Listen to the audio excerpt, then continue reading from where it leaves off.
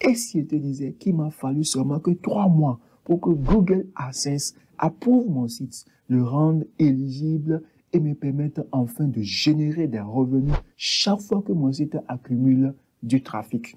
Si après plusieurs tentatives de soumission de ton site à Google AdSense, tu ne fais qu'accumuler des refus, cher ami, ne sois pas découragé. Ce n'est pas que Google AdSense n'aime pas ta tête ou que ta situation géographique ait quelque chose à voir. Je suis donc la preuve vivante que même si tu vis en Afrique, tu peux recevoir l'approbation de Google AdSense. Google veut gagner assez d'argent et par conséquent, il a besoin de toi et moi pour faire assez de revenus. Si tu veux découvrir étape par étape ce qu'il faut faire concrètement, alors je t'invite à t'installer, à prendre un stylo et prendre des notes si nécessaire. Si tu es prêt, allons-y. Étape 1. Avoir du contenu sur son blog. Un site sans contenu ne peut pas être approuvé. Alors, si vous êtes débutant, je vous prierai de vous concentrer sur la création de contenu et avoir au minimum 15 articles sur votre blog. Disons ici que la création de contenu est roi. C'est ce qui nous introduit à la deuxième partie. Deuxième étape, c'est la création de contenu unique. Chers amis, ne cherchez pas à faire du plagiat, c'est-à-dire copier-coller de l'œuvre de quelqu'un d'autre. Nous sommes à l'ère de nouvelles technologies. Il est très facile à l'algorithme de Google de détecter si un article est authentique ou pas. Je ne vous interdis en aucun cas le fait d'aller vous inspirer de ce qui existe déjà. Mais si vous cherchez la voie facile en faisant du plagiat, cela enverrait un mauvais signal à l'algorithme de Google. Tenez-vous bien, cela n'exclut pas le fait d'utiliser du contenu rendu fourni par ChatGPT. C'est en violation des termes de Google, alors abstenez-vous. Étape 3. Avoir du trafic qualifié sur son blog. Sachez que les différentes sources de trafic sur un blog sont connues par Google. Les gens m'ont contacté à plusieurs reprises de souscrire à leur service et ils vont me générer du trafic sur mon blog, chose que je n'ai jamais fait. Si tu es déjà mêlé à ces pratiques où tu payes des bots pour te générer du trafic sur ton site, alors arrête le plus tôt que possible. Voici ce que je peux te recommander pour générer du trafic qualifié sur ton blog.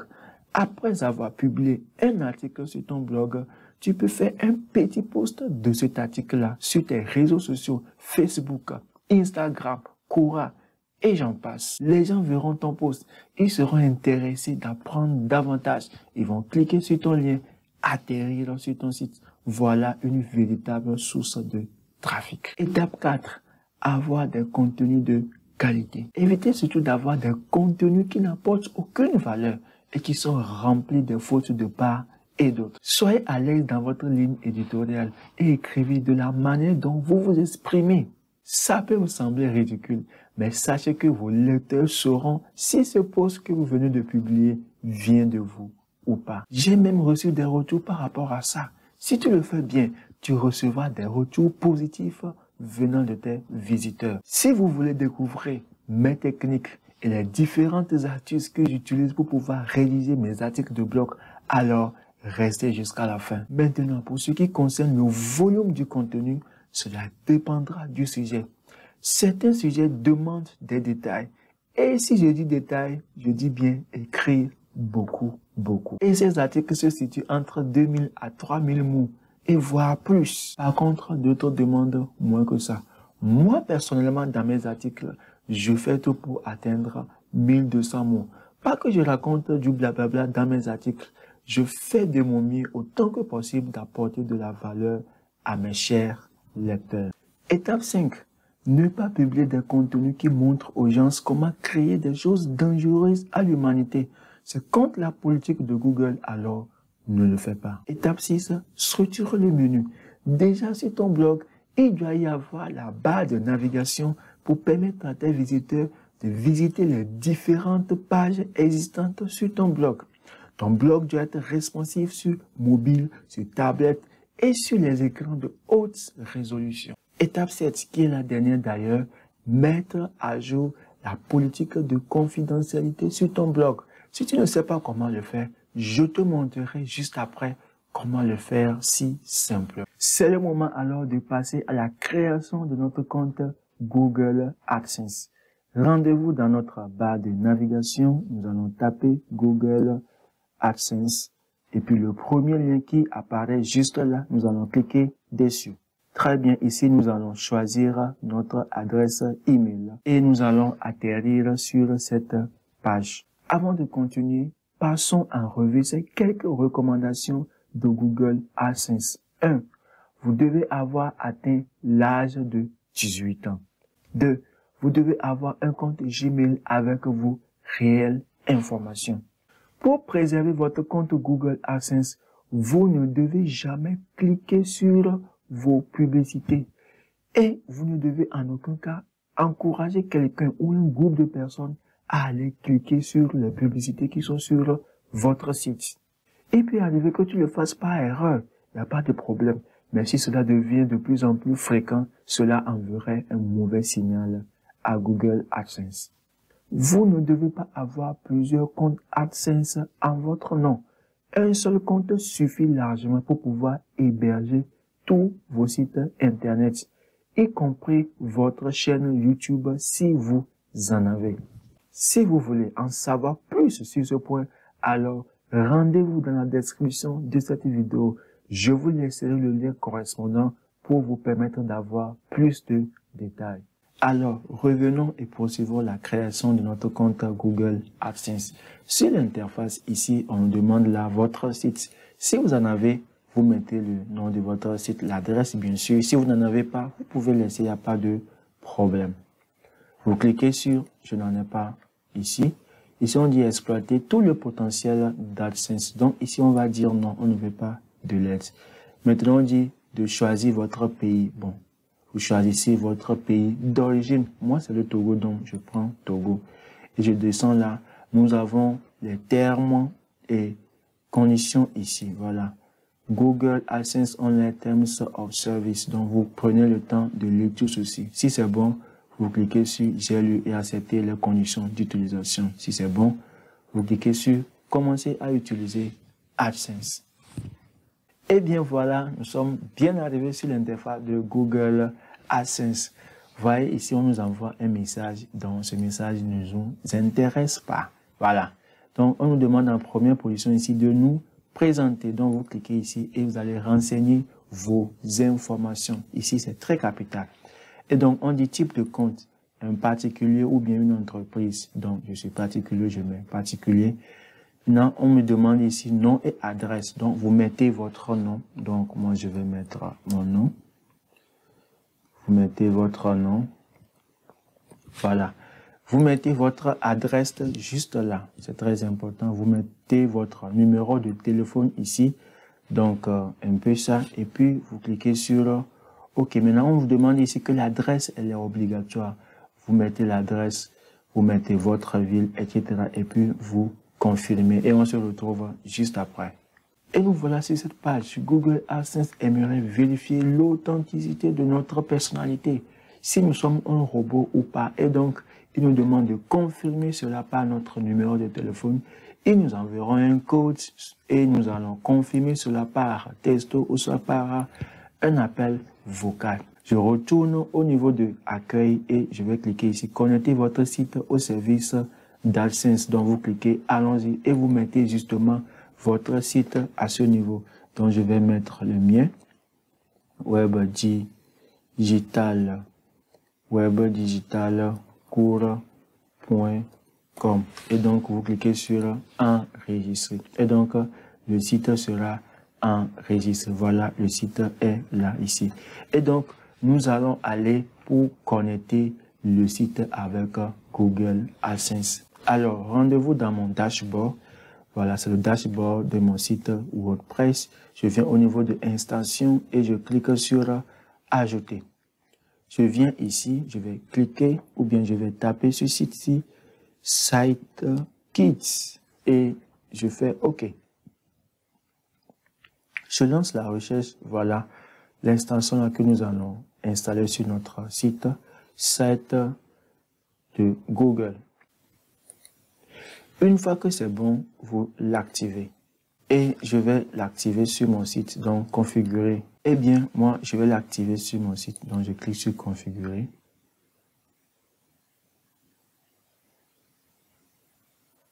Voilà. Donc, je vais connecter mon site, connecter votre compte Google à Google Sites. Donc, je clique sur ce connecter. Donc, je vérifie mon adresse email. C'est très important. Il faut le faire. Je descends, je fais continuer. Donc, next, permettre, next. Voilà. Eh bien, voilà. Congrats. C'est bon ici, c'est bon. C'est bon, c'est bon, c'est bon, c'est bon, c'est bon, c'est bon là. Eh bien, comme je le disais, mon site est déjà connecté à Google AdSense. Avec l'extension là, c'est très simple, c'est rapide à faire sans complication. Donc, quand je descends ici, vous allez voir que voilà, tout est connecté. Vous allez voir les revenus qui s'affichent justement là. Et puis, c'est bon. Voilà comment se présentent les statistiques sur le compte Google AdSense. Donc, c'est mon site qui a été approuvé ça. Aujourd'hui, il y a 0, hier 0, sur 7 jours 0, ce mois-ci. Voilà, ça fait quelques mois que le site a été approuvé. Donc, voilà le revenu ici. Donc, si je viens au niveau du site, vous allez voir le blog educbuzz.com. Donc, état d'approbation, le site est prêt et le site est autorisé, voilà, à recevoir la publicité de Google AdSense et c'est formidable. Si vous m'avez suivi jusqu'à présent, alors je crois que vous méritez mon bonus. Alors, comment est-ce que je m'y prends pour pouvoir rédiger mes articles de blog? Première des choses, le thème autour duquel l'article sera rédigé est connu d'avance. Et je n'ai pas écrit tout ce que je connais sur le sujet. Si je dis tout, c'est vraiment tout. Deuxième chose, je me rends sur Google et je reprends le même thème que je tape dans le moteur de recherche de Google. Google me fait sortir certains résultats et je sélectionne de 5 à 10 premiers articles qui ressortent. Je prends mon temps de recenser tous ces articles-là. Je les parcours un à un et je vois les différents angles de vue que ces blogs ont abordés par rapport au même sujet sur lequel je suis en train de rédiger mon article. Troisième chose, c'est ici que plusieurs personnes échouent. Alors, tiens-toi bien. Plutôt que de recopier point par point ce que les autres ont déjà fait, je m'en vais faire la pratique. C'est d'ailleurs ce que j'ai fait lorsque je rédigeais mon article sur comment s'inscrire sur Fiverr. Je suis parti m'inscrire moi-même sur Fiverr et j'ai pris la photo de toutes les séquences et ce qui m'a permis de pouvoir rédiger mon article et de montrer des exemples. Et cet article te sera de grande aide si tu décides de t'inscrire sur Fiverr aujourd'hui. Eh bien, nous voilà maintenant à la dernière phase où nous allons passer à la création de notre politique de confidentialité. Voilà, vous vous rendez sur ce site-là. Je prendrai soin de laisser le lien en description pour te permettre d'aller, de cliquer, de profiter au maximum. Donc, vous allez vous inscrire. Moi, j'ai déjà un compte, donc je vais justement me connecter. Eh bien, si c'est bon, vous allez recevoir une adresse de confirmation. Voilà, veuillez confirmer et vous aurez accès à votre dashboard ici. Et donc, vous cliquez sur générer dès maintenant. On vous demande maintenant de mettre votre adresse. Je mets le mien, educbuzz.com. Donc, ils vont essayer de scanner mon site. Maintenant, qu'est-ce que je vais faire? Je vais choisir ma langue. Donc, c'est le français. Mon site est en français, donc je prends le français. Je suis basé où? Je suis au Togo. Maintenant, où sont mes visiteurs? Je prends dans le monde entier et je continue. On dit laquelle des options suivantes décrit le mieux votre site. Générique, e-commerce, personnel, c'est un SaaS. Moi, c'est un blog. Donc, je prends blog, je fais suivant. Et là, ils sont en train de scanner mon site. Une fois que le scan sera terminé, ils vont m'envoyer un mail justement là. Alors, le scan est terminé. Voilà, j'ai reçu un mail. Le compte rendu de votre site web est prêt. Je me rends sur mon site. Voilà, le site-ci et je vois résultat du scan. Et donc, je vais commencer par corriger les différentes erreurs en même temps. Donc, corriger la situation, je corrige. On me demande où est-ce que je suis basé au Togo. Je poursuis. Voilà, je vais poursuivre. Bravo, configuration automatique réussie. Je poursuis.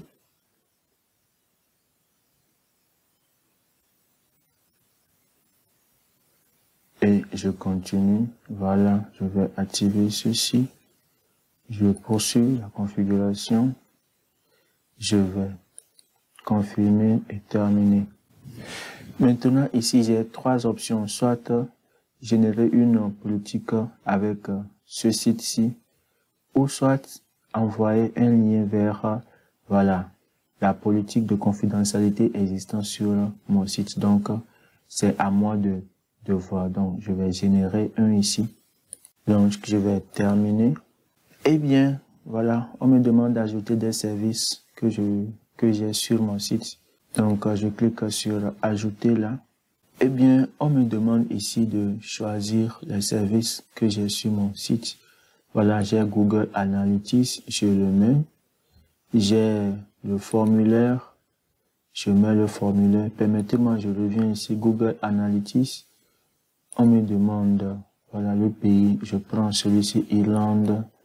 Voilà, donc je prends formulaire, le formulaire, je prends, qu'est-ce que je collecte, voilà, auprès de mes utilisateurs, je collecte l'adresse email simplement, voilà.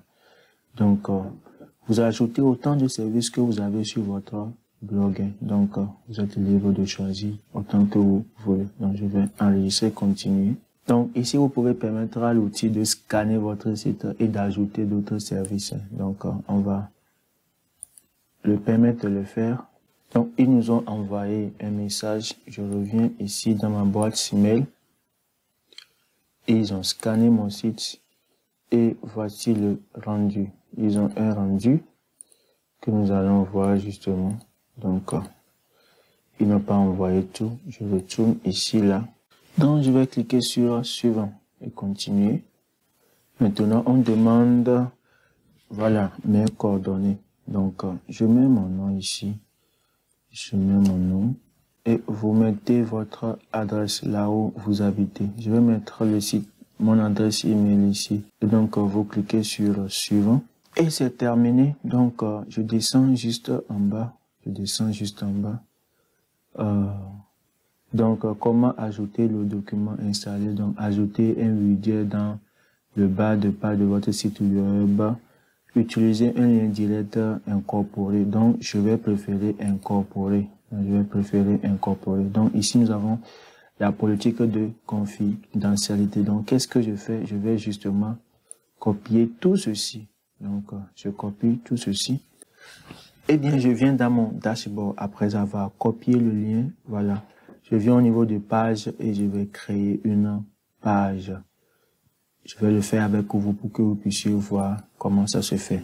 Je vais mettre terme et conditions. Voilà. Et conditions. Donc, c'est un peu ça.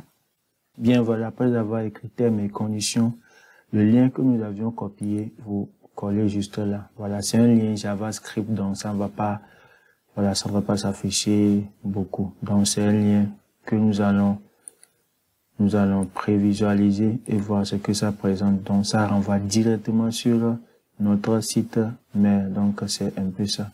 Donc, quiconque clique ici se retrouve sur ça là. Donc, tenez-vous bien que je n'ai pas coché tous les services. Donc, de votre côté, cochez tous les services. Donc, moi, je vais le faire justement après. Donc, je crois que vous avez suivi la vidéo et je crois que vous avez réussi également à votre niveau. Merci à toi d'avoir suivi cette vidéo étape par étape jusqu'à la fin. Si tu n'es pas encore un abonné de la chaîne, je te prie de t'abonner, de liker et de partager massivement cette vidéo. C'était votre frère Edem Kodo de educubiz.com. D'ici là, portez-vous bien et on se retrouve juste après. God bless.